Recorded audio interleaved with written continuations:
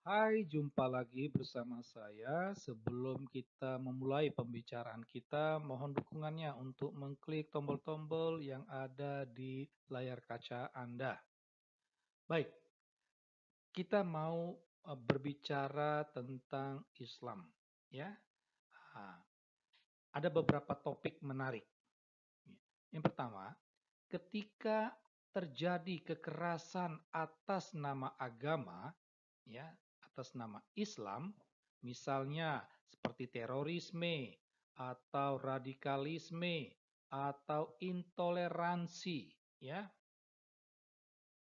sekalipun kekerasan itu dilakukan berdasarkan apa yang tertulis dalam Al-Qur'an dan hadis, ya. Pertanyaannya adalah siapa yang akan disalahkan? Gitu. Jadi ketika ada orang melakukan aksi terorisme atau orang melakukan radikalisme atau intoleransi, siapa yang akan disalahkan? Tidak lain dan tidak bukan adalah orang yang melakukannya, para pelaku teroris, para pelaku radikalis, ya, dan intoleransi itu. Ya, mereka yang disalahkan. Sekalipun mereka melakukan kekerasan itu atas uh, ajaran Al-Quran dan juga hadis. Nah, mereka seringkali disalahkan dengan mengatakan bahwa mereka ini salah tafsir.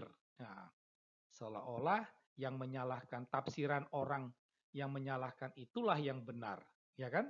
Nah, ini poin yang pertama. Kita lihat poin yang kedua. Ketika ada pria muslim menikahi anak usia 7 tahun. Misalnya kasus Syekh Puji, ya kan? Nah, dia melakukan itu karena mau mengikuti teladan Muhammad, nabinya, dan mengikuti apa yang dikehendaki oleh Allah dalam Al-Quran. Ya. Nah, pertanyaannya sama. Siapa yang akan disalahkan dalam hal ini?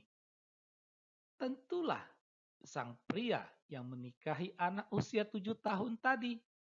Ya, seperti kasus Syekh Puji, ya Syekh Puji itulah yang disalahkan, bahkan dihukum itu. Sekalipun sang pria ini dia menikahi anak itu ya karena dia mau mengikuti teladan Nabi. Muhammad kan menikahi anak usia 6 tahun. Ya. Ah, jadi ah, ini yang terjadi. Bahwa sang pria ini sekalipun dia mengikuti teladan sang nabi dan mengikuti apa yang dikehendaki Allah Subhanahu wa taala dalam Al-Qur'an, dia tetap disalahkan. Ini tema yang kedua. Kita lihat tema yang ketiga.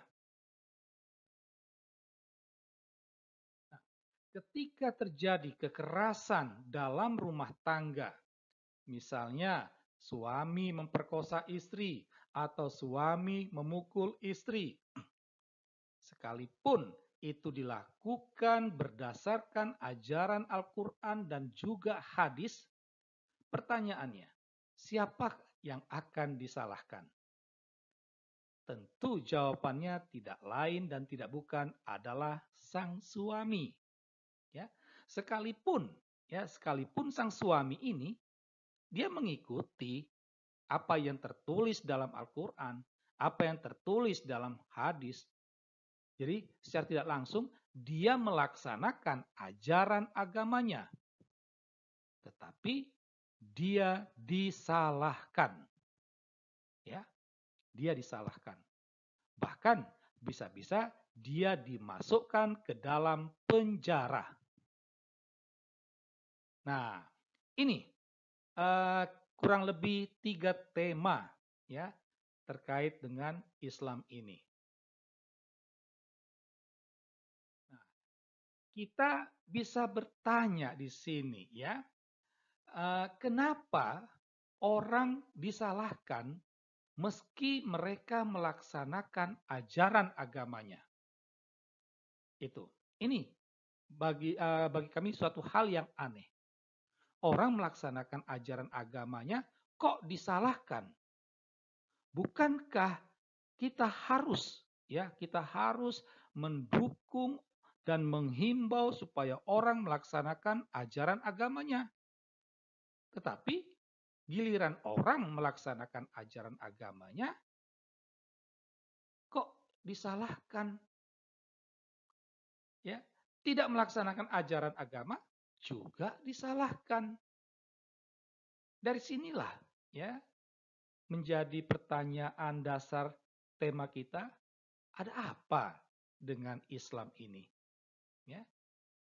Kesan kami itu sepertinya orang lebih takut dan taat pada hukum sipil daripada hukum Allahnya.